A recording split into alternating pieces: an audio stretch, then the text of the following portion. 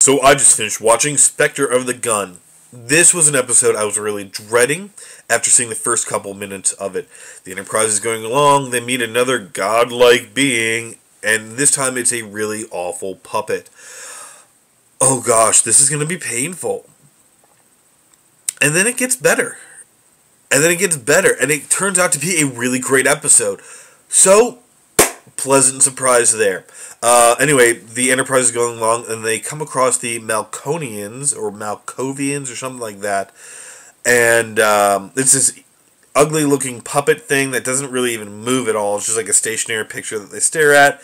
Kirk manages to piss it off, surprise, surprise, and they get sent down to this planet where they're going to have to fight something. Alright, cool. I can kind of dig that. We've seen it before, but whatever. Because what it turns out is that they send him to Tombstone, Arizona in 1880.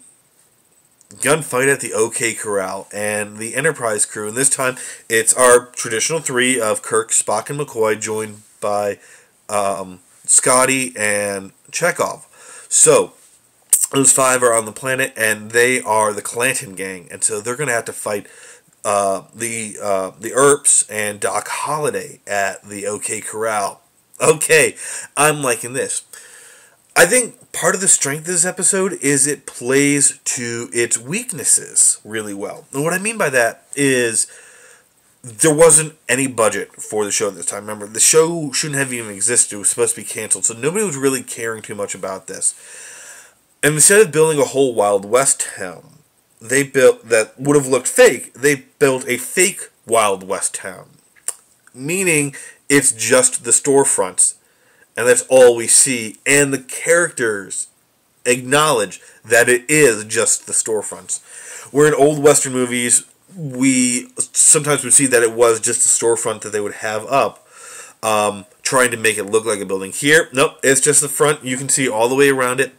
And the idea is that they have built this illusion out of memories from Kirk's head, but not all the information was there, so that's why I only have partial buildings. Okay, it's not that bad of a reason, and I liked it. They made a big effort. Too often, some of the stuff does get overlooked, but I liked it. They really did make that effort to make it work here. So, they got to get ready for this fight. And of course, they're trying to defuse it. Everybody sees them as the Clanton Gang, but we see them and they see each other as the Enterprise crew. They're still wearing their Starfleet uniforms, but they've got six-shooters on their hips. Kind of a cool little thing there. Almost a little predecessor to some Firefly. Yeah. Anyway, they're trying to figure out how to get out of this without actually having to kill the Earps. So they decide that they're going to try to negotiate, and that's not really working well. I think one of the other big things that worked so well for this episode is that Scotty and Chekhov got a lot of face time. Chekhov, I think, at least for big sections of it, had more screen time than Spock or McCoy. I really like that. I think Chekhov and Scotty are really fun characters, and I like seeing more of them. As great as the main trio are, if it's just them all the time, it does get boring. I like the side characters. Chekhov winds up getting in this, his character of the Clampett guy is already in a relationship with this girl, and they really play that up, and it's kind of fun. And I think we also get to see, for the first time, Chekhov's immaturity finally catch up with him and some real consequences because he gets killed. He gets shot by Wyatt Earp, I believe, and he's now dead. Okay, I didn't see that coming. I like that. The character finally has some consequences for their actions and their attitude. Alright, that's some good writing. The problem is that later on they design this gas canister that they're going to basically make like a smoke bomb and knock the Earps out before the battle so they don't actually have to kill them. And they go to test it on Scotty, and it doesn't work. And Spock has this whole line of reasoning that it's kind of like an all in your mind sort of thing.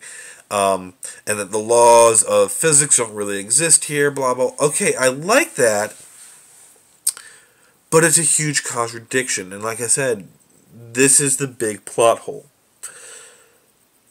That they're going to survive this battle now because they're going to believe that bullets can't kill them. And they do a Vulcan mind meld to all get in that head space, so when the shootout comes, nothing happens. I like that, except Scotty believed that the gas would knock him out, and it didn't. So if they believe the bullets won't kill them, and they don't, yeah, bad writing there. Really big gaping plot hole. If they had come up with another reason why the gas didn't work, they still could have done the big bullets won't kill us thing at the end. And I think that is what is preventing this from being a great episode and just a good episode. Like I said, the acting, really great. We got to see some great moments from everybody. The FaceTime, especially lots of Scotty and Chekhov. Great. Chekhov was wonderful in this. The actual shootout at the end, that actually looked really cool. And I liked that a lot. That the Enterprise crew is lined up, and then we see kind of a fence behind them, and the Earp gang opens fire on them, and we're seeing the fence behind them explode with bullet holes while they just stand there. Really effective. Just a great visual. And we don't say that enough. Especially in this show. They're like, wow, that was a great visual. Too often we're harping on it. That, oh, that looked ugly. Here, it looked great. I don't even know exactly how they did it. It really lent that illusion well. So, Specter of the Gun, I would recommend it. It was fun. Like I said, some great moments in it. That plot hole doesn't kill the episode, but it is kind of a bothersome thing. So, I recommend it. Go check it out, guys, and I will see you later.